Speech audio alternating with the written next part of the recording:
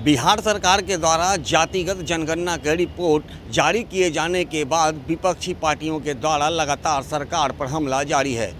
ऐसे में एलजेपी रामविलास के राष्ट्रीय अध्यक्ष चिराग पासवान ने मुख्यमंत्री नीतीश कुमार सहित राज्य सरकार पर बड़ा आरोप लगाया है। इस पूरे मामले को लेकर के क्या कुछ कह रहे हैं चिराग पासवान, आइए सुनाते हैं। जब इस जनगणना की बात हुई तो लोगों के मन में भी एक उत्साह था कि संभवतः कई ऐसे नए आंकड़े सामने आएंगे जिसकी उम्मीद बिहार के लोग लगा के रखे हुए। और उसके बाद जब आंकड़े सामने आए तो क्या आंकड़े थे? मोटा मोटी अगर आप देखिएगा तो 1931 में जो जनगणना हुई उसी की एवरेजिंग सामने आ गई, उसी की एवरेजिंग करके उसको सामने रख दिया गया। अगर ये बंद कमरे में तैयार किए हुए आंकड़े होंगे तो उस पर भी किसी को आश्चर्य नहीं होना चाहिए। 500 करोड़ रुपया खर्च हुआ। भैया कहाँ खर्च हुआ 500 करोड़ रुपया? कितने लोगों के दरवाजे खटखटाएंगे? बल्कि मैं आप सब मीडिया के साथियों से भी आग्रह करूंगा कि एक सर्वे जनरली आप लोगों को करना चाहिए। जाइए रैंडमली पूछिए गांव देहात में जाकर कि आपके पास कितने लोग आए, कैसे जानकारी ली गई। मैं अभी 2 दिन पहले मेरे नेता मेरे पिता आदरणीय रामविलास पासवान जी की पुण्यतिथि पर अपने पैतृक गांव में था, शहर बन्नी में था।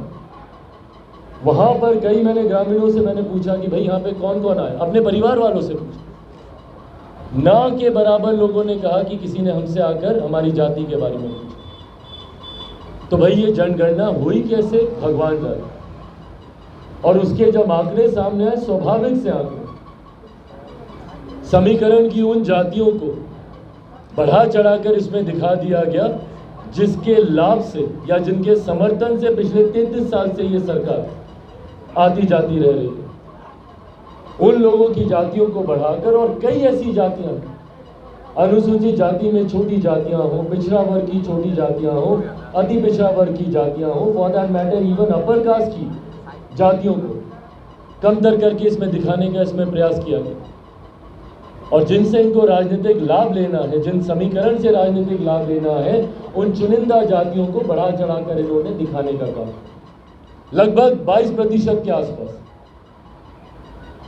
क्यों नहीं बनेगा भैया इस वर्ग से? क्यों नहीं? अगर देश में अगर एक अनुसूचित जनजाति की महिला महामहिम राष्ट्रपति हो सकती है तो क्यों नहीं बिहार में एक उप मुख्यमंत्री हो सकता? ये तमाम बातें आपके माध्यम से जनता के बीच रखने का मेरा बस इतना ही मकसद है कि जो लोग बड़ी बड़ी बातें करते हैं और अपने आप के बड़े बड़े दावे करते हैं कि देखिए हमने क्या नहीं किया अलग अलग समाज के लिए, ये आईना है ये आंकड़े उनके लिए कि बड़ी बड़ी बातें इन्होंने खूब की, पर बदले में क्या दिया?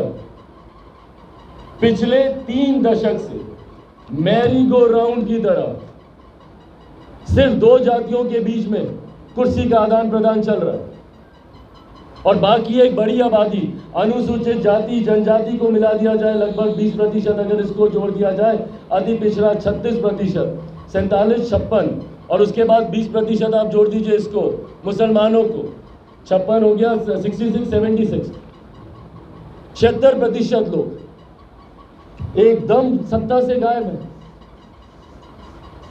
और इन लोगों की हिस्सेदारी की बात ये लोग कर रहे हैं, इन लोगों की दुहाई देते देते जनगणना करवा रहे हैं और इसी के आधार पर देश के बड़े बड़े विपक्षी नेता अलग अलग राज्यों में जाकर कर रहे हैं। भाई पहले बिहार आए ये लोग अपनी बैठक के लिए, अपने लाभ के लिए, तमाम ये विपक्षी दलों के गठबंधन के तमाम घटक दल वैसे तो बिहार आ जाएंगे, अब आए ना बिहार, आए बिहार और बोले कि भैया जो चीजें जो जातीय जनगणना आपने की है उसके आंकड़े अब सार्वजनिक हो गए हैं, अब इसको मंत्रिमंडल में भी अब इसको लागू किया जाए। तब हम लोग मानेंगे कि हाँ भैया इसका लाभ है, अब करवाइए आप लोग राजस्थान में, करवाइए मध्य प्रदेश में, जहाँ जहाँ पे भी आपको करवाना, छत्तीसगढ़ में सारे। तो जैसा कि आपने सुना कि चिराग पासवान ने साफ कह दिया है कि जिस तरह से यह रिपोर्ट जारी किया गया है वो एक सोची समझी साजिश के तहत जारी किया गया है। दरअसल उनका आरोप यह है कि जिस तरह से आज नीतीश कुमार और लालू प्रसाद पिछले 33 वर्षों से बिहार में अपने शासन को काबिज रखे हैं, वैसे लोगों को ही इस रिपोर्ट में तजब्बो दिया गया है। बाकी अन्य जातियों को यहाँ कोई भी खास जगह नहीं दी गई है। अब देखना यह है कि जिस तरह से लगातार विपक्षी पार्टियों के द्वारा जातिगत रिपोर्ट को लेकर के सवाल उठाए जा रहे हैं, अब सरकार इस पूरे मामले पर क्या कुछ करती है। आर्य न्यूज़ के लिए ज्ञानेंद्र वर्मा की रिपोर्ट।